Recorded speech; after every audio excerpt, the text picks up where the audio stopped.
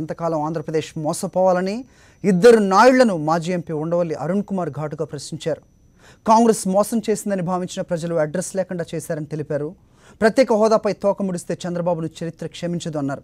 1.3 ఓట్లు మాత్రమే చంద్రబాబుకు ఎక్కువ వచ్చాయని ఉండవల్లి గుర్తు చేశారు. గారికి స్పెషల్ కేటగిరీ స్టేటస్ వస్తే తెలుగుదేశం బలహీన పడిపోతుందేమో అని ఆందోళన. స్పెషల్ కేటగిరీ స్టేటస్ వస్తే బీజేపీ బలపడుతుందేమో అని ఆందోళన.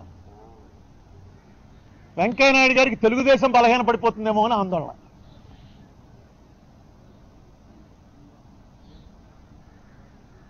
ఇద్దరు నాయుళ్ళు కలిసి ఈవేళ రాష్ట్రాన్ని ఏ స్థాయికి తీసుకెళ్లారంటే, స్పెషల్ స్టేటస్ కాకపోతే ఇంకోటేదో ఇస్తారులే, పేరు మారిస్తే ఏముంది, పెళ్లి చేస్తామని చెప్పి తాంబూలాలు పుచ్చుకున్న తర్వాత పెళ్లి ఎందుకంటే ఆ ఫెసిలిటీస్ అన్ని కలిగిస్తాం మేము,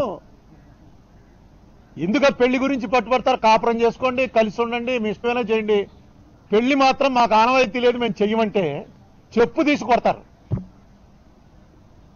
దాని పేరే స్పెషల్ కేటగిరీ స్టేటస్.